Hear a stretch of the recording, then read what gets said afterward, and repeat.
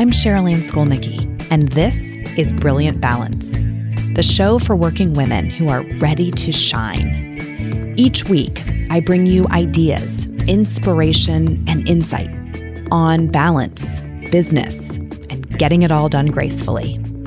You ready? Let's be brilliant. This is episode 195 of the Brilliant Balance podcast. And boy, do I have a treat for you today. I am interviewing the incredible Martha Beck. And when I first learned about Martha Beck was back when she was a guest on the Oprah show. So if you are sitting there scratching your head going, where do I know her from? That is very likely where you know her from. She is a life coach who Oprah brought onto the show a number of years ago, and she became a regular, had regular appearances on the show. And then later, when Oprah launched the O magazine, she had a regular column in O magazine until just recently when that magazine no longer was in print. Martha is incredible. She is funny. She is sage. She is just so brilliant. And because I knew her first as an Oprah expert, I feel like I was getting sort of the surface level of what her true gifts are. And then when I started reading her books, I just got totally captivated by her storytelling and the diversity of her life experiences. And I have to tell you, her story is fascinating. Now, in this interview, we focus on her latest book, which is called The Way of Integrity. And in this book, she uses Dante's work, The Divine Comedy, as a framework for the path that she believes we're all on to find our truest selves. So this is the most recent of a number of books that she's written. You can go look them up, find them on Amazon. They're all fantastic. Martha runs her own coaching programs that are extremely well attended, including one that takes people to Africa to do restoration work as well as to experience things like a safari. Just super cool what she does there. So Dr. Martha Beck, she is in fact a doctor, has published several New York Times bestsellers as well as over 150 magazine articles. She has 3 degrees from Harvard, a BA, an MA, and a PhD. They're all in social sciences. And she really grew up thinking she may want to be a professor.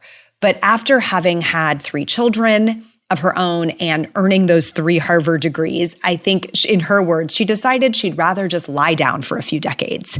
And during that time is when she became an author and a life coach and really started getting her work out into the world. All of her work is dedicated to freeing all beings from suffering. And what a beautiful purpose. It really requires a commitment, as she says, to valuing all humans as equally and infinitely precious.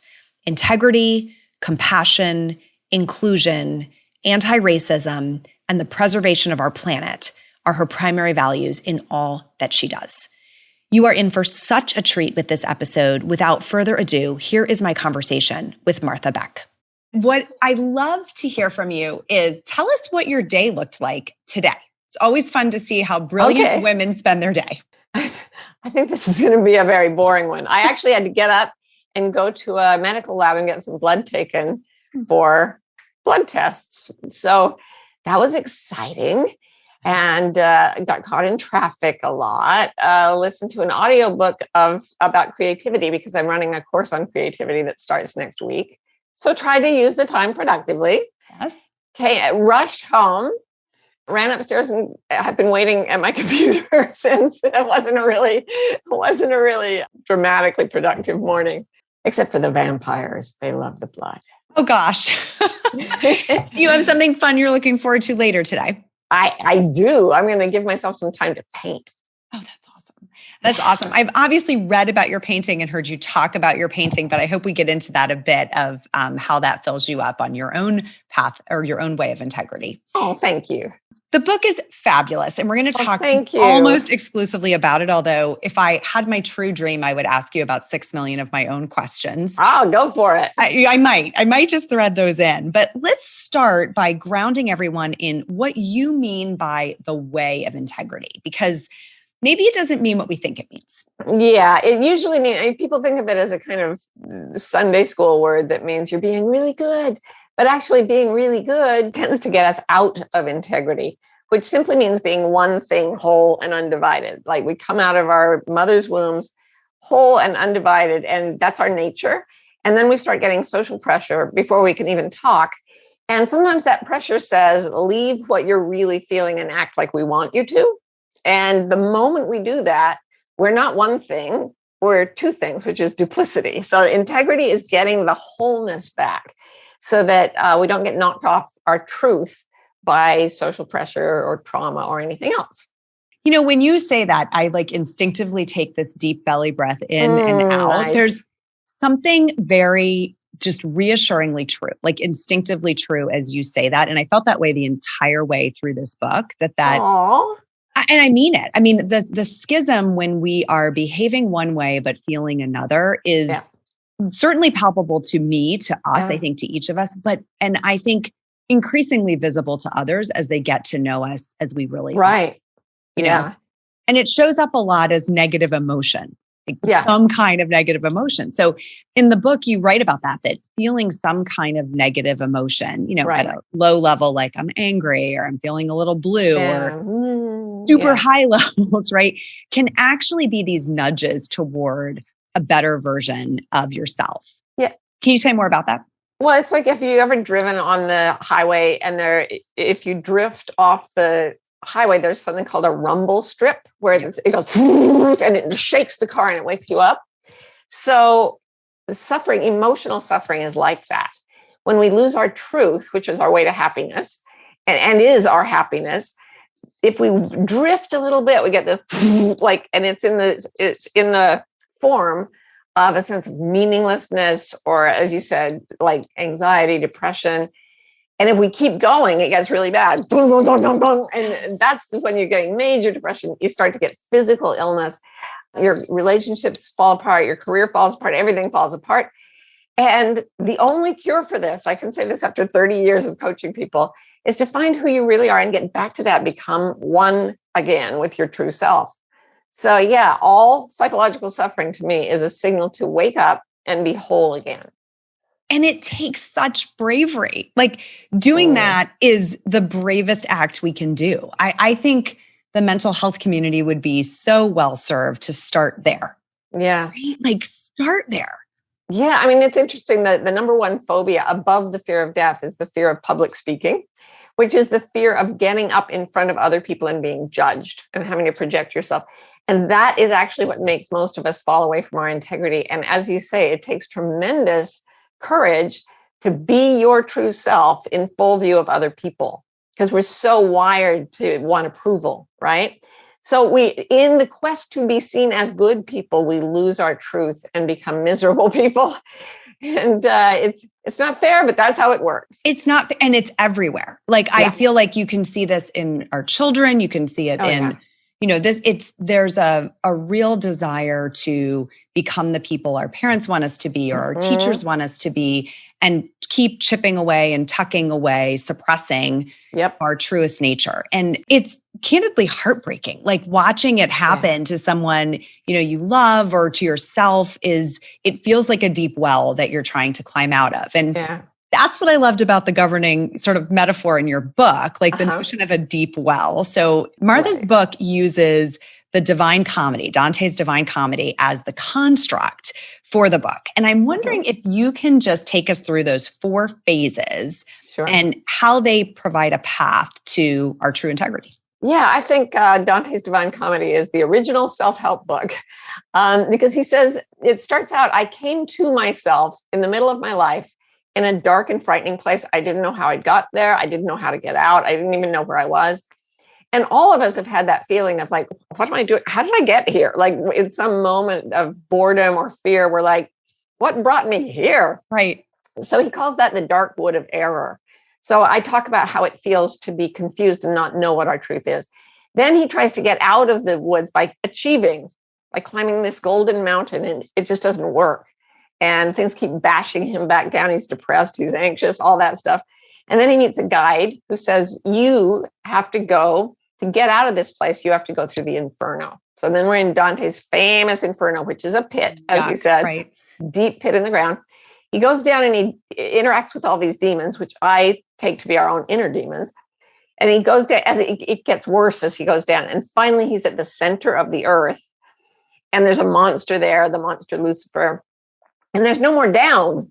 And his guide says, keep going down. And he actually has to climb on the body of this huge monster and lower himself by the hair. And then when he passes the center of the earth, he has to turn, because going in the same direction, he's now past the center, and what was down has become up. That's the golden moment. I know. That's what made me, I read that when I was 18, and I was like, I know, like in my heart, that chime of truth said, that's the way to get out of feeling as horrible as I do. So yeah, that's a very, very big part of it. And then he gets out of there, and what he has to do is climb a mountain that he called purgatory, which was not a thing. Dante kind of made it up. And to me, it means walking your talk. So you go into the infernal. It's like therapy. You find out all your truths. It's like, oh, I'm hiding from various people. In purgatory, you have to go out of your therapist's office and go home and actually behave as your true self in front of everybody. And that most people have that's where you need your courage. Well, you need your courage all the way through. But if you get to the top and you really are in perfect harmony with yourself, and everything you do and say is resonant with the chime of truth inside you, you enter paradise. And that's a place where the world is magical and full of love and joy and aliveness. And I believe that is literal. I think it's a literal, and I talk about how it's a brain state that you get to by becoming completely honest with yourself. And yeah, people would hardly believe what happens when you get there, but it's so worth the journey. Well, and you write about it like beautifully. I mean, the stories, for people listening who have not read Martha's work, the stories are right there. Like, you're telling your own. I'd love you to tell one or two here of what some of these sort of magical experiences are that seem to follow you around like pixie dust. It's amazing. Yep. Yes. And it's the new age thing of, if you imagine something and you want it with your whole heart and you picture it and you experience it, it will manifest. I tried that before I did the integrity road, and it didn't really work, frankly. And then I started writing a book that was just about being truthful and doing what felt true to me. And over the years, I've worked hard at this, and I've gotten to a much higher level of integrity than I was before. And the more I get in tune with my truth, the more wild animals will come to me, improbable meetings crazy coincidences. And it's constant. The only thing that takes me off it is if I start to lie to myself or do something that's not right to me. So one of the things I'll briefly say, this amazing thing that happened to me. I was driving across Wyoming, and I just said out loud in the car as I got started, I want to see a pronghorn antelope. And I didn't say this in the book, but what happened was I heard a voice say, "We will bring them right to you." And I was like, well, that's weird. I thought it was my car's like auto command thing, like the car. So I'm driving. It's 5 hours later. I've forgotten all about it. I'm on this broad plain, and over on the horizon, I see this white cloud. And I stopped my car and parked it. And the cloud came toward me, and it was a herd of about 60 pronghorn antelope running flat out, the fastest land mammal in America. And they were just booking it. And they ran right to my car, the only man-made object in that landscape, and stopped and stood around the car, literally just looking at me like, "You rang?" It was, and I just was in the car just sobbing. Like, the grace and the magic of this world seen through a lens of integrity it's so worth it. It's so worth all the difficulty. And there's a lot of difficulty, I'm not going to lie. There's a lot of difficulty, but I do think those transcendent moments are there when we look for them and stay open to them. And you've had a lifelong sort of love affair with animals and relationship. Yeah, I'm obsessed with them. Yes. So not surprising that this is an animal encounter, but I wonder if those encounters are sort of unique to us. What's your sense of that? You mean unique to the person who's sending out the wish? Yes. Yeah, absolutely. And I believe it's designed for your purpose and meaning in life. So one of the things I talk about is make a list of things you want People make lists all the time. And they're usually things that are like a bigger house, a bigger car, nicer things. And then I say, make a list of things that when you wake up in the middle of the night and you're not particularly happy, what do you yearn for? Because it's a very different kind of wanting. And if you come into integrity, you may not get what you thought you wanted, but you will get what you yearned for. And mine has to do with the preservation of ecosystems and helping wild animals and stuff. It's been in my head since I was born. Whatever yours is, if yours is to raise the consciousness of 10 million women or whatever, that's what will come to you as you get closer to perfect integrity.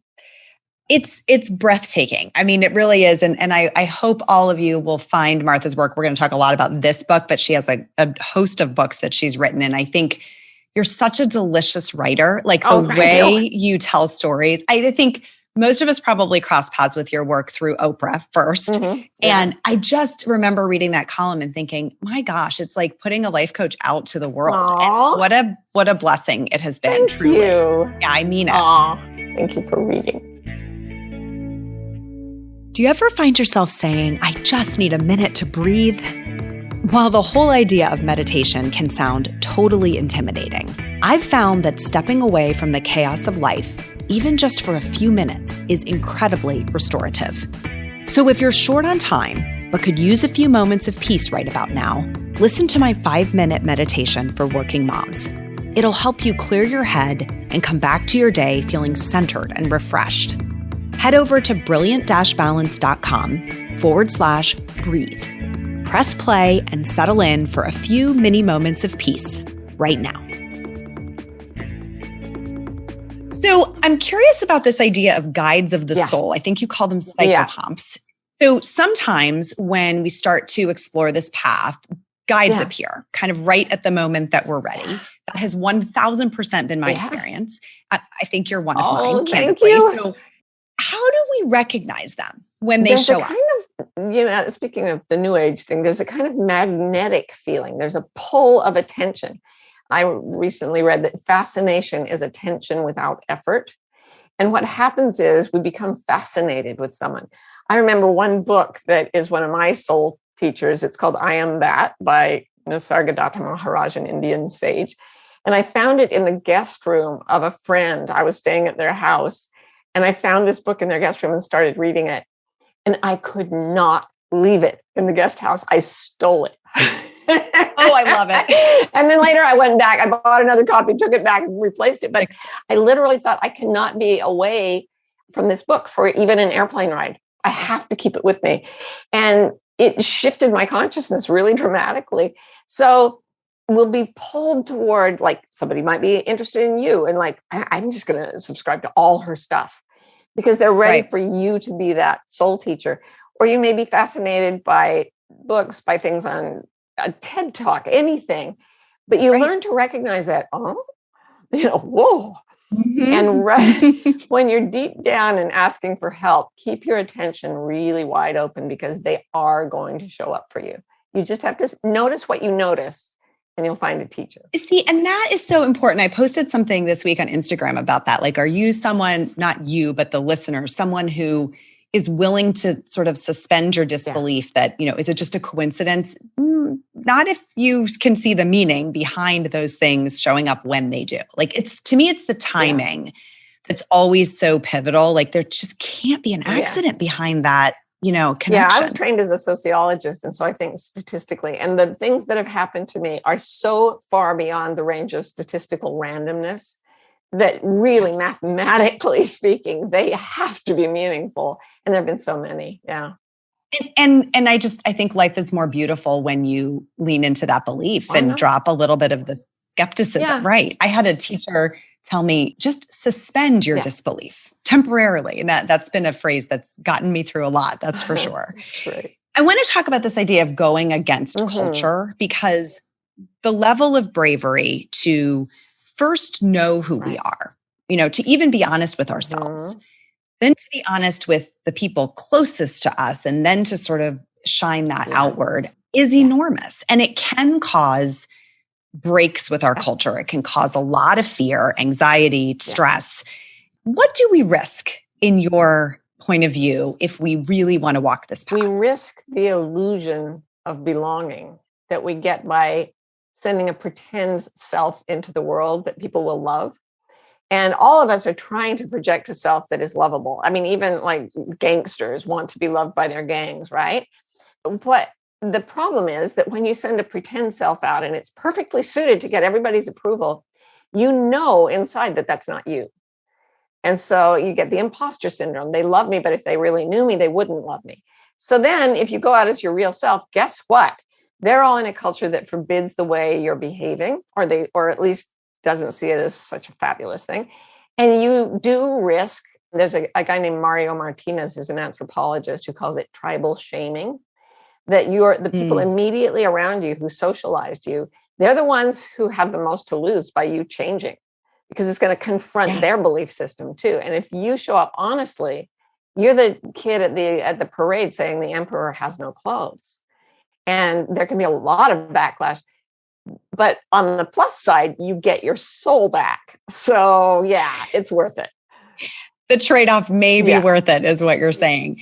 I think there's so much of this. What is the cultural narrative? What is the unique culture of our family, our church, our community, our geography? And I think it takes thoughtfulness to even realize how influenced we are by the need for belonging in those places. Yeah, we don't even know. I mean, 5-month-old babies who are just learning to commando crawl, if they put them on a raised dais and they put a clear plastic surface, the babies will go to the surface and then they look down, and we're born with two fears, the fear of loud noises and the fear of falling. So they look down and it looks like they're going to fall. And if you put their mothers at the back of the room, and the baby will glance up very briefly. If the mother smiles, the baby will go out and explore the plexiglass. If the mother looks afraid, the baby will not go out on the plexiglass even a year later. So these are babies that can't talk, barely can move independently, and they are responding to one glance with such deep patterning. Can you imagine how many times you've glanced at your parents' faces as you were growing up? I mean, like, everything is influenced by this need to respond to other people. And when it pulls us off, it can be, it's a little disheartening as a parent. I have 3 children. And as you said that, what I thought immediately was, how many times has my facial expression or body language or reaction shaped them? Countless, you're going to tell me, I'm sure. And, what do we do about that as parents? The best thing is just remember, like, trying to dress it up and project a perfect parent self, that's another way to lie to them. And the thing is, I just interviewed Jill Bolte Taylor, who's a brain scientist who had a stroke on her left hemisphere. And she had no language and no ability to recognize people until her brain came back online, but she could feel their energy and she could respond to them nonverbally. Babies feel our energy, and they're incredibly susceptible to all children do. And they're susceptible to the feeling of being lied to versus someone telling them the truth. So when you present a false perfect parent facade, what they feel is it's not okay to be who you really are. So you got to learn this game and learn to play it. And, so we can all be pretend selves and like each other. And if you just sit down with your kids at any stage and say, you know what, I was really messed up when I did that. My true feelings are this, this, and this. And the kids will just go, oh, thank God. They're back in sanity when you just tell them the truth. I have to take a breath on that. That is beautiful. And what it feels like to me is second and third and fifth and 10th chances, that you get this forever opportunity to just keep rebuilding. I love Jill Bolte Taylor's work. I heard your interview with her, and we have her quote hanging in our office. Oh, yeah? Please protect the energy you bring into this space. I love that. Just the first time I heard that quote, I thought, that's it. It's when you can feel it before anyone has spoken. Yeah. What's the energy? And, teenagers are very susceptible. I mean, they can still feel energy. They're not patterned out of it, but they're also developing moral reasoning. And the combination of starting to get a moral sense of what's right and wrong, plus the sense that nobody's telling them the truth, makes adolescents really frightened. And they really act out at that point. And what they want is honesty from us, and for us to live honest lives. Yes. And if you do that, your kids will come right around. It's amazing. It's amazing. And I think because we have so many parents, I'm sure we're all listening for our own integrity and also how do we break these cycles and pass this on to our children. So Martha's book is going to be a fantastic resource for everyone. I want you to just close maybe with these 4 questions. You wrote about when we have psychological suffering of some kind, anything from a little bit of unease to really deep distress. It's a signal to us. And there's 4 questions we can ask to get ourselves back into integrity. Yeah. Do you want to talk about those? They're so simple. The first one is, am I feeling what I really feel? So right now, I don't know if you're wearing, whoever's listening, maybe you're wearing uncomfortable clothes, but you forced yourself not to notice it because those clothes look good to other people. So notice what you're feeling and be honest about it. You don't have to be comfortable. You just have to recognize when you're uncomfortable. And then the second one is know what you really know. These are not comfortable clothes. My marriage is not what I wanted it to be. I hate this job. You don't have to do anything yet. Just know what you know. Then start saying what you really mean. Take a no-lie challenge for a day or a week or something. Oof. I did it for a year. Everything blew up and everything came back together better. So say what you really mean. Start experimenting with telling the truth in places where it feels risky, and then more and more and more. And finally, do what you really think is right, what you really deeply feel is right for you. And then with all your meaning-making systems and all your perceptual systems aligned with the truth, oh my goodness, as Dr. Seuss says, the places you'll go, it is just amazing. Well, let's hope so. And I would invite everyone to ask yourself those questions and sort of join me on this journey. This spoke very deep truth to me when I found this book very recently, and I'm so delighted to have had the chance to speak with you about it. So the book is called The Way of Integrity. You can find it anywhere books are sold, from your local bookseller to Amazon. I would read Martha's whole collection if I were you. I have been deeply, deeply inspired by all of it. Martha has courses, she has programming. You can find all of it at her website online. So do you want to tell them where your online home is before we close? Yeah, it's just marthabeck.com. Easy peasy. Easy peasy. Martha, you are a delight and a true guide. Thank you so much. Thank you so much. It's wonderful to meet you. Mwah, mwah, mwah.